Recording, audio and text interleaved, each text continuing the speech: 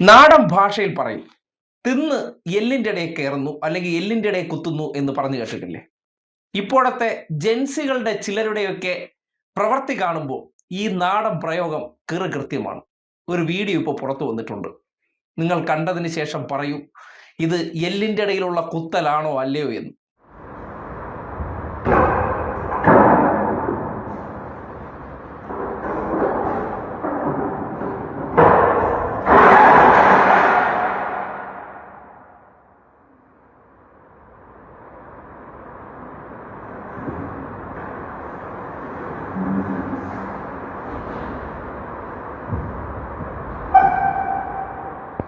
വല്ല കാര്യം ഉണ്ടായിട്ടാണോ?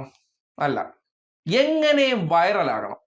ആ വൈറലാകാൻ വേണ്ടി ഒരു ക്യാമറ അങ്ങോട്ട് ഓൺ ചെയ്ത് വെച്ചിട്ട് കാണിച്ച കന്നന്തിരുമാണ്. വച്ചടത്താനുള്ളത് അപ്പോൾ തന്നെ കിട്ടിയിട്ടുണ്ട്. പക്ഷേ ഒരു കാര്യം ആലോചിച്ച് നോക്കും, ഇന്നത്തെ കാലഘട്ടത്തിൽ എന്തും ചെയ്യും, അതിനുള്ള ധൈര്യമുണ്ട്, അഡ്വഞ്ചർ എന്നൊക്കെ പേരിൽ ഇങ്ങനെയൊക്കെ ചെയ്യാൻ സമയം കിട്ടുന്നത് എന്തുകൊണ്ടാണ്? വേറെ പണിയൊന്നുമില്ലല്ലോ.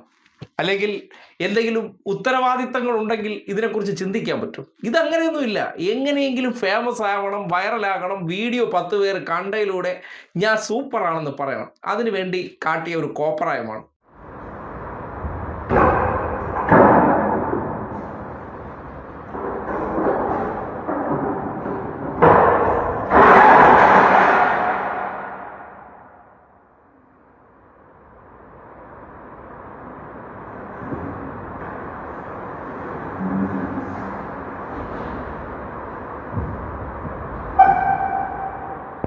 ആ തലയുടെ ബാക്കാണ് അടിച്ച് വീണിട്ടുള്ളത്.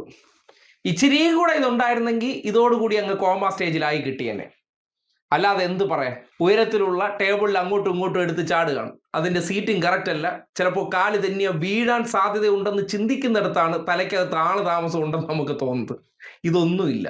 വിനകൾ ഇരന്ന് മേടിക്കുന്നു എന്ന് പറഞ്ഞില്ലേ, അതുപോലെ 4 നേരത്തിൽ കൂടുതൽ കഴിക്കാൻ ആവശ്യം പോലുള്ള ആഹാരം വീട്ടിലുണ്ട്, സൗകര്യങ്ങളുണ്ട്. അപ്പോൾ ഇനി എന്ത് ചെയ്യണം? അത് ബേഷ കഴിക്കുമ്പോൾ എല്ലിൻ്റെ ഇടയിൽ കുത്തലുണ്ടാവും. ആ കുത്തൽ കാണിച്ചതിൻ്റെ ഫലമാണ് ഈ അനുഭവിക്കുന്നത്. ഇതിന് എന്തെങ്കിലും പ്രശ്നം ഉണ്ടായ ആരനുഭവിക്കണം? വീട്ടുകാരനുഭവിക്കണം. വീട്ടുകാരെ പോക്കറ്റിൽ ഇരിക്കുന്ന പൈസയും കൂടെ കീറും. അവർ കൊണ്ടിട്ട് ട്രീറ്റ് ചെയ്യണം. ഇതെന്തിനാണ് ചെയ്തത്? ഈ നാടിന് എന്തെങ്കിലും ഗുണം? വീട്ടുകാർക്ക് എന്തെങ്കിലും ഗുണം? എനിക്കിത്തി വൈറലാവാൻ വേണ്ടി എന്ത് വേണം? നല്ല രീതിയിൽ വൈറലായിട്ടുണ്ട്.